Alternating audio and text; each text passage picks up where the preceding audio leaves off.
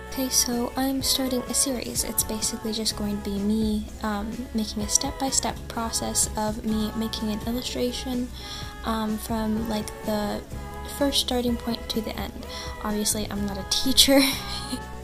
Now, obviously, the process can change from illustration to illustration week by week.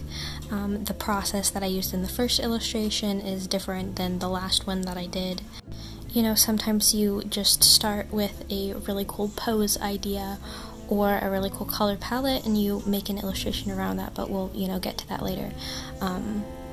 But yeah, take everything I say with a grain of salt. But if at any point any of my advice or any of this process that you're using doesn't work for you anymore, it blocks you creatively or stylistically, then get rid of it, stop using it. Always change and be flexible when you need to be. So let's get started. So you want to draw backgrounds. Step 1, you gotta think of some concept, you gotta think of something to start with. But you might think to yourself, I have no idea what I want to draw. Well, I have a couple tips for you to help. Now, by concept, I don't mean something, like super deep or involved. It absolutely can be, but it doesn't have to be. Inspiration could be a really cool color palette or a, creature or a really cool pose or lighting or something you saw on Pinterest or a lady with a sword or an OC you have. Could be from a song or song lyrics. It could be from a timestamp from a podcast that you listen to. It could be fan art. It could be a idea that you have for a story or a comic. My concept is going to be a ghost. Pretty simple, but you can get inspiration from anything, anywhere. Super complex, super simple.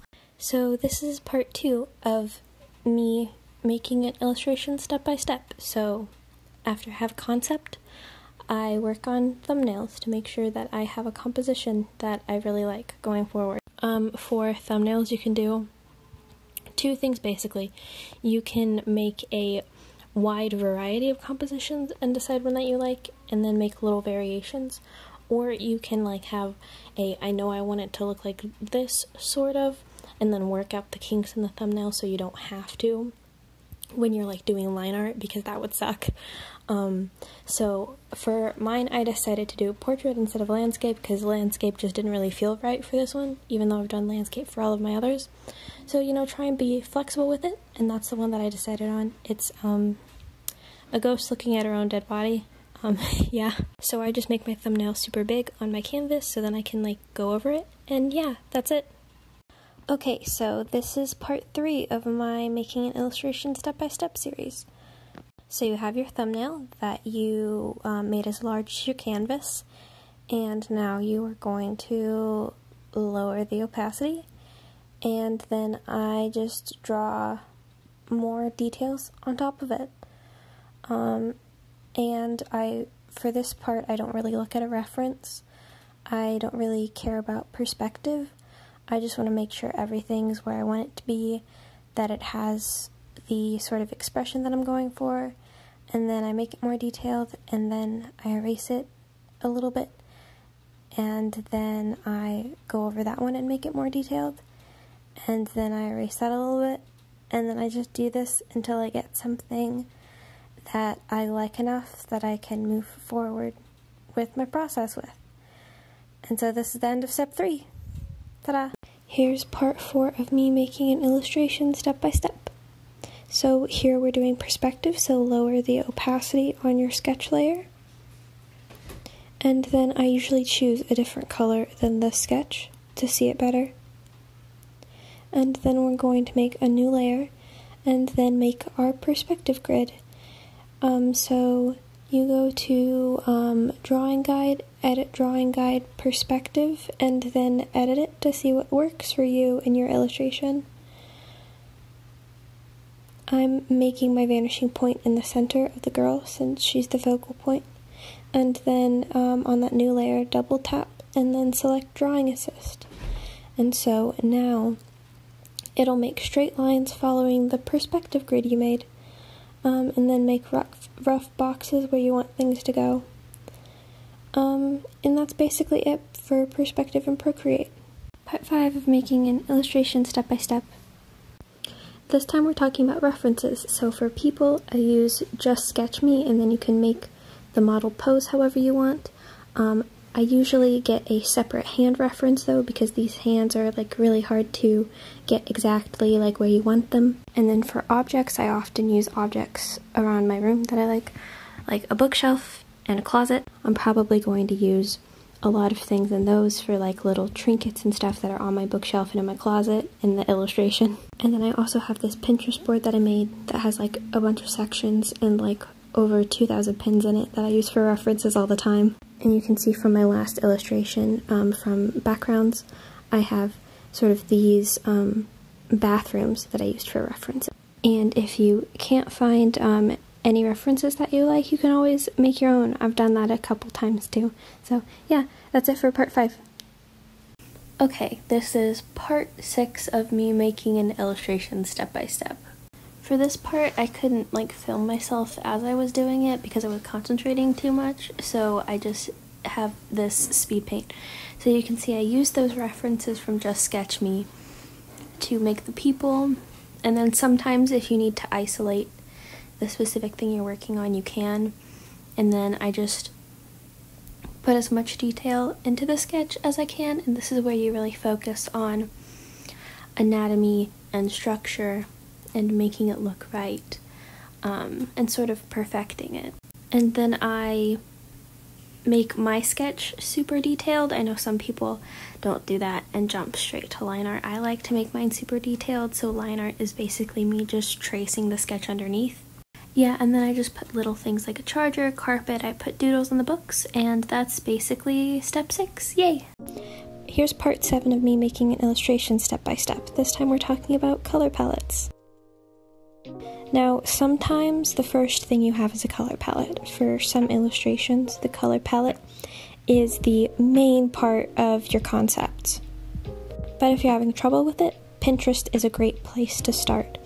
Or the Coolors website /app, which randomly generates color palettes. You can either pay for the app or go to the website for free. Yeah, you can just generate color palettes until you find one that you like. The main rule for a color palette is to have enough contrast, so make sure you also look at it in grayscale if you're making it from scratch. Obviously, that rule doesn't apply to every color palette, but it's a great place to start at first. A good rule of thumb is to go in this direction. And so here's the color palette I made, and here's it in grayscale. Ta-da! Step 8 of making an illustration step by step, shading and lighting. Woo! Now that you have all your colors in place, now you figure out where your light source is going to come from. Now, I'm obviously not the best at this. If you look at some of my other illustrations, I had no idea where my lighting source was coming from. What I do is make a new layer, set it to multiply, and lower the opacity. I choose a dark blue-purple, and then it looks like a slight shadow. Helps just give some depth. If you don't want to do it this way, you can find a method that works best for you. There's so many ways to deal with light and lighting, especially digitally. So I'm making my light source come from this direction, so places like the closet and this part of the bookshelf will be covered in shadow. I decided not to have the subject make a shadow since they're a ghost, and here's the final sketch, ta-da! Step 9 of making an illustration step by step, line art. Now you don't have to do line art, some artists don't. First I make all the color and shading sketch layers invisible, then I use the Jasensky brush. I used to use Studio Pen that I added a grain to. But you know, find whatever works for you. For the color I do something that's dark and saturated but not totally black.